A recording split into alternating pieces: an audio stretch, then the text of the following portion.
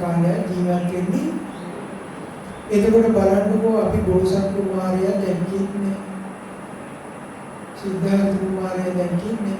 කතාබස් කරන්නේ වඩාගත් ඉන්නේ නේද? උන්වහන්සේ සම්බුද්ධත්වයට පත් වුණාට පස්සේ දැන් කින්නේ. උන්වහන්සේගේ මහා ශ්‍රාවකයන් වහන්සේලා දෙකියනේ. අඩුවතරමේ මිහිඳු මහ රහතන් වහන්සේවත් අපිට දකින්න හම්බුනේ නෑ. නමුත් උන්වහන්සේගේ ධර්මයෙන් හම්බුනේ. අසීතේ ශිවරයට ඒක හම්බුනේ නෑ. එහෙනම් ඒ අතින් බලද්දී අපිට ලොකු ආසනාවක් තියෙනවද නැද්ද? තියෙනවා. චතුරාර්ය සත්‍ය අහන්න ලැබෙන එක තමයි ගොඩක් වටින්නේ. ඒ බුදුරජාණන් වහන්සේ දේශනා කළේ මේ ගිය ස්වාමීන් වහන්සේ නෑ මේ ගියේ වක්කලි ස්වාමීන් වහන්සේ කිව්වනේ වක්කලි මේ කුම් ශරීරයේ දැකලා වඩා නෑ ඔබ ධර්මයේ දකින්න කියන නේද? ධම්මං පස්සති සෝමං පස්සති ධර්මයේ දැක්කොත් මාව දකින්න පුළුවන් කියනවා. එහෙනම් චතුරාර්ය සත්‍ය දැක්කොත් තමයි බුදුරජාණන් වහන්සේ දැකගන්න ලැබෙන්නේ. ඒ නිසා පින්වත්නි චතුරාර්ය සත්‍ය ගැන අපි හඳින් ඉගෙන ගන්න ඕනේ. නුවණින් කල්පනා කරන්නත් ඕනේ. අනේ ඉගෙනන චතුරාර්ය සත්‍ය ගැන පොඩ්ඩක් හරි මේ ජීවිතේදී වැටහීමක් ඇති කරගන්න පුළුවන්. ඒ වැටහීම අද අපි ජීවත් වෙන කාලයේ හිට අපිට ගොඩාක් වටිනවා. පුළුවන් නම් අපිට මේ චතුරාර්ය සත්‍ය ඇහෙන මායිමේ ඉගෙනගෙන චතුරාර්ය සත්‍ය මෙනෙහි කරමින්ම මේ ජීවිතය ඉවර කරන්න. ඒක අපි මේ කාලේ ලබාගත්ත ලොකු වාසනාවක්. එතකොට මොකද්ද මේ චතුරාර්ය සත්‍ය කියන්නේ?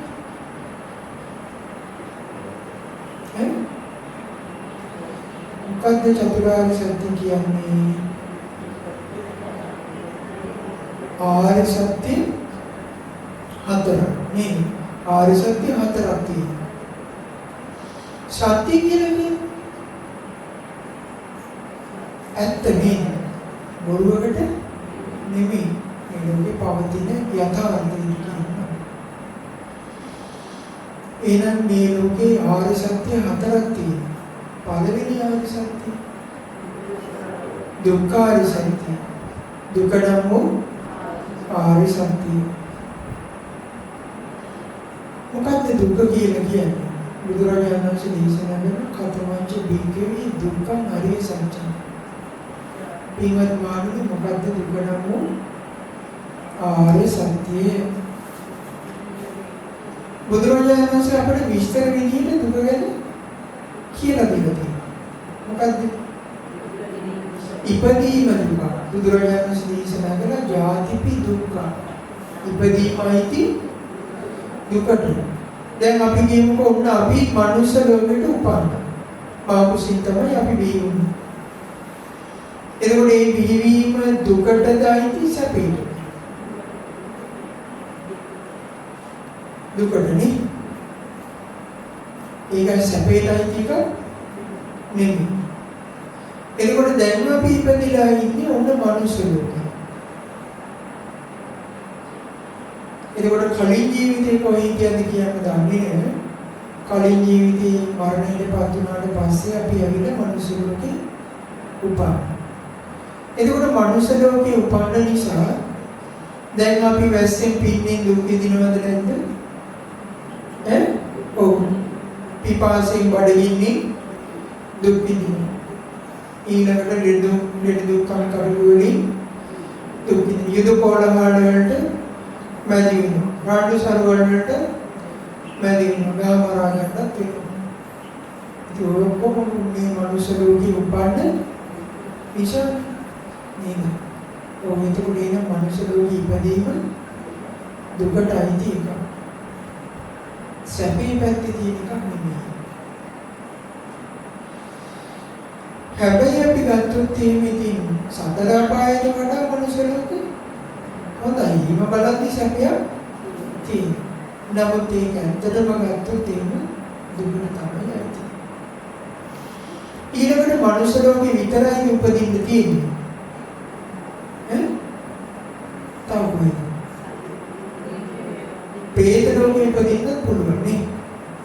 අපි ගත්ත പ്രേත ලෝකෙ දැන් මනුෂ්‍ය ලෝකෙට පහළ ලෝකයක් තමයි പ്രേත ලෝකෙ. නේද? ඔන්න දැන් പ്രേත ලෝකෙ ගැන කියන්නේ හැබැයි ඒක අපිට ඇහැට පේන ලෝකයක් නෙමෙයි. නේද? ඒ කියන්නේ දැන් ඔන්න අපි මෙහෙම කිව්වොත් ඒක අපේ ඇස් දෙකට මේ ලෝකේ තියෙන හැම එකක්ම පේනවා. පේනවද? නෑ. අපේ කන් දෙකට මේ ලෝකේ තියෙන හැම දෙයක්ම ඇහෙනවද? ඇහෙන්නේ. අපේ නාසයට මේ ලෝකේ තියෙන හැම දෙයක්ම දැනෙනවද? එහෙම දැනෙන්නේ. අපි කිව්වොත් ඒක ඇහැට පේන්නේ නැති හින්දා මම ඔයවා පිළිගන්නේ නැහැ කියලා කතාව හරිද? හරිද? හරිනේ. වැරදි. ඇයි? පේන්නේ නැති දේවල් මේ ලෝකේ තියෙනවා. එතකොට අපි සාමාන්‍යයෙන් කතා කරද්දී ඒවා පිළිගන්න ඕගොල්ලෝ දැකලා ඇති. പ്രേත ලෝකෙ ගැන එහෙම කතා කරද්දී සමහර මිනිස්සු අමනාප වෙනවද නැද්ද? අමනාපයි. අනේ ඔය මේ නොපෙනෙන දේවල් ගැන කියන්න එපා මම ඔය පැඩිය පිළිගන්නේ නැහැ කියලා. එහෙම මිනිස්සු ඉන්නවද නැද්ද? ඉන්නවා. ඒ කියන්නේ ඒගොල්ලෝගේ මෝඩකම ප්‍රදර්ශනය කරනවා ඇර නුවණින් කියන කතාවක් නෙමෙයි. ඒගොල්ලෝ හිතනවා අපේ ඇස් දෙකට හැම දෙයක්ම පේන්න ඕන කියලා. නේද? දැන් අපි මෙහෙම කියව දැන් ඔන්න දැන් අපි මේ දවස්වල මොකවාද දාගෙන අතෝදරේ මේ දුරින් ඉඳගෙන මොකවත් වැඩක් පිළිවෙලක් කරගන්න විදියක් නැහැ. මේ මොකක් නිසාද? පෙනෙන දෙයකට නොපෙනෙන දෙයකට මේ බය නැති.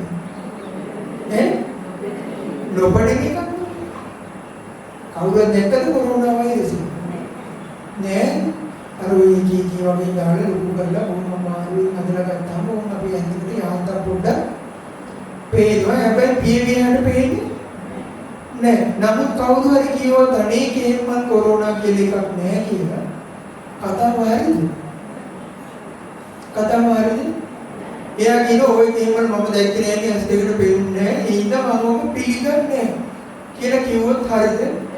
වැරදි. ඇයි? ඇහැට පේන්නේ නැති වුණාට මේ ආසාදනීය වෙලා ඒම මැරිලා වැඩෙන මිනිස්සු ඉන්නවා. ඊළඟට මේ වෛරසය ආසාදනීය වෙලා උස්ම ගන්න බැරුව මේ පොළවේ පස් කාගෙන දඟලලා මැරෙන මිනිස්සු පේනවා. හැබැයි වෛරසය පේන්නේ නෑ. නමුත් එහෙම එකක් තියෙනවා. ඒක ගියාට පස්සේ මොකක් හරි අවුලක් ඇතුලේ හැදෙන බවක් පේනවා.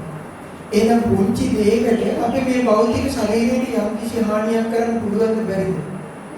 පුළුවන්. ඇහැට පෙනෙන්නේ නැහැ. පෙනෙන්නේ නැති නිසා ප්‍රතික්ෂේප කරන්න බෑ. නේ? ප්‍රේත ලෝකෙත් තියෙනවා එක. ඒකවල කොරෝනා වෛරසය පිළිගන්න පුළුවන් මේගොල්ලෝ ඇහෙන් දැකලා නැහැ. ප්‍රේත ලෝකෙ ගැන කියන්නේ ඇහෙන් දැකලා නැහැ කියලා පිළිගන්නේ නෑ. ඉතින් ඒක මේ මිනිස්සුන්ගේ මෝඩකම නෙමෙයි. මෝඩකම. ඒකට අපිට කරන්න දෙයක් නෑ. දැන් බලන්න පේන්නේ නැති പ്രേත ලෝකයක් තියෙනවා. එතකොට මේ പ്രേත ලෝකේ ඉන්න අය ඇතම අවස්ථාවල තමන්ගේ ඥාතීන්ට එහෙම වෙයිලා කරදර ගන්න අවස්ථා අහන්න නැද්ද? එහෙනම් මෙන්න ඇටැක් එකක් කරන අවස්ථාවක් තියෙනවා. නේ? පෙනෙන්නේ නැති කෙනෙක් ඇවිල්ලා අපේ පෙනෙන මිනිස්සුන්ට කරදර කරන අවස්ථා තියෙනවා. ඉතින් වෛරසෙත් ඒ වගේ තමයි. පේන්නේ නැති වෛරසයක් නායෙන් ඇතුළට ගිහින් මේ මැරිලා වැටෙන මිනිස්සු. මේ වගේ තමයි പ്രേත ලෝකය. පෙනෙන්නේ නැති වුණාට പ്രേත ලෝකය කියන එක තියෙනවා. ප්‍රතික්ෂේප කරන්න බෑ. නෝඩ තියෙන කෙනෙක් ප්‍රතික්ෂේප කරන්නේ. අපි කියවොත් ඔන්න പ്രേත ලෝකේ දැන් ඉපදීමනේ අපි කියන්නේ. එක പ്രേත කොටසක් ඉන්නවා බුදුරජාණන් වහන්සේ දේශනා කළා. කොයි වගේද? පිපාසී බඩගිනි ජීවිතේ. නේද? මනුෂ්‍ය ලෝකෙත් එහෙම මිනිස්සු නැද්ද? ඉන්නවා. අපි කාලා බීලා වැඩි වෙලා කෑම જાති විශ්ික් කරනවා. නමුත් මනුෂ්‍ය ලෝකෙ බඩගින්න ඉන්න මිනිස්සු කොටසකුත් ඉන්නවා. එතකොට ඊට මනුෂ්‍ය ලෝකෙ එහෙමයි ඉන්නවනේ. പ്രേත ලෝකෙ බඩගින්නේ ජීවිත කාලෙම ගෙවන പ്രേතෝ ඉන්නවා කියන එක පිළිගන්න බැරිද? පුළුවන්. බුදුරජාණන් වහන්සේ දේශනා කළ සමහර අයගේ යොදුන් ගණන් විශාල